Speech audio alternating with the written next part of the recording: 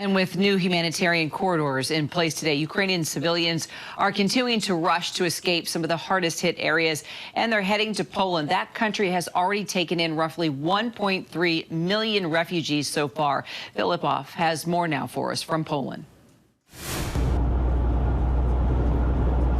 They are still coming, women and children, crossing the border into Poland every day. The faces of the vulnerable children continue to tell the devastating story.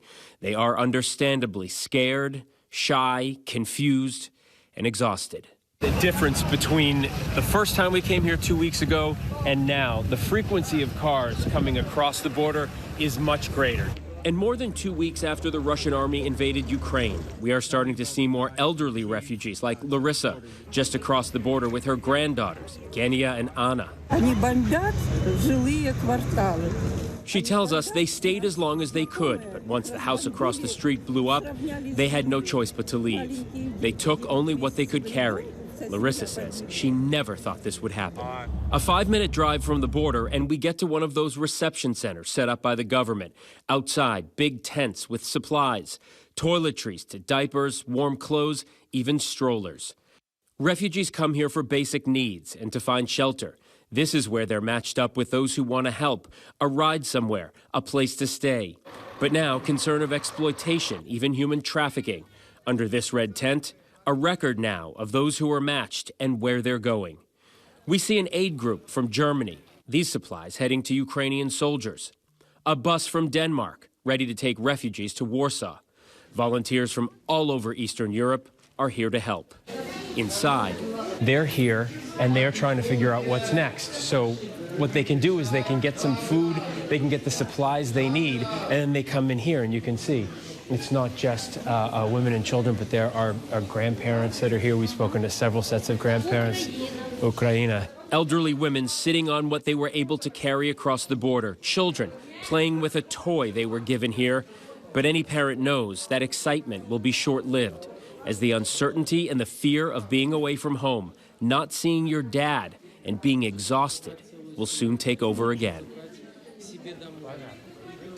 And Phil joins us now live again. You know, Phil, several evacuation routes are supposed to be operating today as humanitarian corridors during this ceasefire.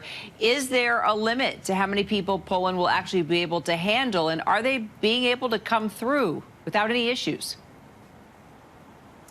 Kara, it's a good question, and it's a question the government is discussing right now. There's been no cutoff number. I mean, originally this was open up that massive 330-mile-plus border to Ukraine and let people come into this country because they were being killed and they were being attacked by Russian soldiers. Now we know 1.3 million have come into Poland. The only indication we've gotten about perhaps a number at a cap was today. Our Marcus Moore spoke with the mayor of Rzeszów, which is about 60 miles from the border. His town is a town of about 180,000 people, and he said, you know, when this crisis started 2 weeks or so ago, he was seeing about 100 refugees come through his town. Now he's seeing 20,000 refugees a day come through his town, and we know that there are 250 to 300,000 refugees 2 hours north in Warsaw, where we will be heading tomorrow, and that town is now trying to figure out where to put them and how to handle this crisis.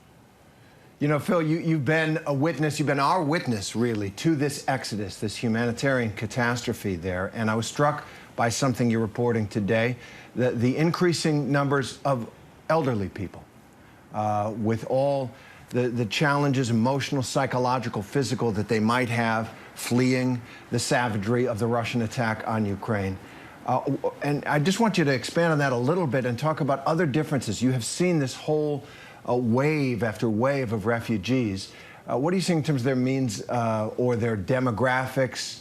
And what do you make of where we are right now in the exodus from Ukraine?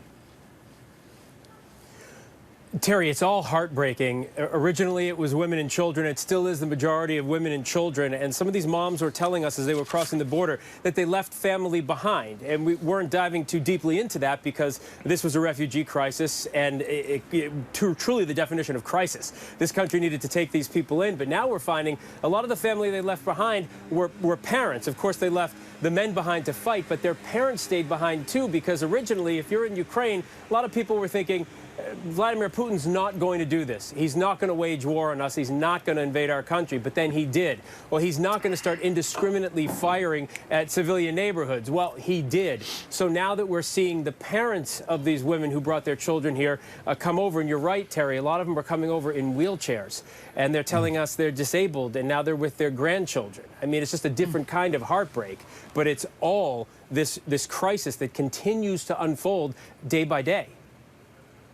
You know, I've covered refugee exoduses from various countries, and it is a sad thing about our attention span about the media. The first 100,000 get a lot of attention.